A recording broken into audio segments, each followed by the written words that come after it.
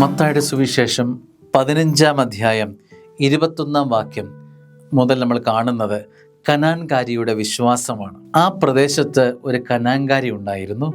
അവൾ കർത്താവിൻ്റെ പിറകെ വന്ന് അപേക്ഷിക്കുകയാണ്. കർത്താവേ, ദാവീദിന്റെ പുത്രായനിൽ കനിയണമേ, എൻ്റെ മകളെ പിശാച് ക്രൂരമായി ബാധിച്ചിരിക്കുന്നു. എന്നാൽ അവൻ ഒരു വാക്കുപോലും ഉത്തരം പറഞ്ഞില്ല. ഇത്രയും കഠിനമായ അവസ്ഥയിലൂടെ അവൾ പോയിട്ടും കർത്താവ് ഒരു വാക്കുപോലും പറഞ്ഞില്ല. അവിടെ നിന്ന് പിന്മാറാനുള്ള ഒരു രീതിയിൽ യേശുവിനെ നിൽക്കുമ്പോൾ ശിഷ്യൻ അവരോട് പറഞ്ഞു, അവളെ പറഞ്ഞയച്ചാലും അവൾ നമ്മുടെ പിന്നാലെ വന്ന് നിലവിളിക്കുന്നല്ലോ. സ്നേഹമുള്ളവരെ,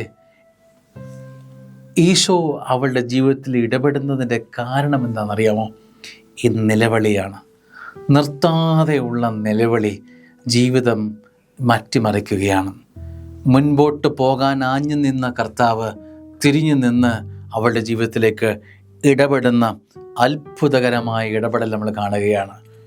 ക്രിസ്തുവിൻ്റെ ജീവിതത്തെ, ക്രിസ്തുവിൻ്റെ മുഖം നിൻ്റെ ജീവിതത്തിലേക്ക് പതിയാൻ, ക്രിസ്തുവിൻ്റെ നോട്ടം നിൻ്റെ ജീവിതത്തിലേക്ക് പതിയാൻ, ക്രിസ്തുവിൻ്റെ സ്പർശനം നിൻ്റെ ജീവിതത്തിലേക്ക് വരാനുള്ള വഴിയാണ് നിർത്താതെയുള്ള നിലവിളി. പിന്മാറ്റുന്ന അനേകം ശബ്ദങ്ങൾ, പിൻവലിക്കുന്ന അനേകം കാര്യങ്ങൾ നിന്റെ ചുറ്റും നിൽക്കുമ്പോഴും കുതറി മാറാതെ, നൈമിഷികമായ കാര്യങ്ങളിൽ നോട്ടം വയ്ക്കാതെ അവൻ്റെ പിന്നാലെ തന്നെ കൃപയുടെ സ്രോതസ്സ് കണ്ടെത്തി കഴിഞ്ഞാൽ അവൻ്റെ പിന്നാലെ തന്നെ നിന്ന ഈ പെണ്ണിൻ്റെ വിശ്വാസം കണ്ട് സ്വർഗം അവളുടെ ജീവിതത്തിൽ ഇടപെടുകയാണ്. നിർത്താതെ നിലവിളിക്കാൻ നമുക്ക് പറ്റുമോ?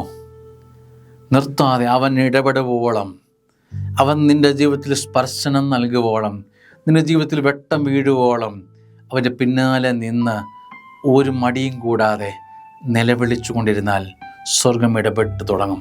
ഇടപെടുക തന്നെ ചെയ്യുമെന്ന് സുവിശേഷം ഓർമ്മിപ്പിക്കുക. എന്നും എക്കാലവും ഇങ്ങനെ ജീവിതം ഇങ്ങനെ ആയിരിക്കില്ല. നിൻ്റെ ജീവിതം മാറി മറിയും. കൃപയുടെ സമയത്ത് സ്വർഗം നിൻ്റെ ജീവിതത്തിൽ ഇടപെടും. തക്ക സമയത്ത് സ്വർഗം നിൻ്റെ ജീവിതത്തിലേക്ക് തിരിയുമെന്നത് വചനം ഉറപ്പ് തരികയാണ്. അനുഗ്രഹമാവട്ടെ. ആമേൻ.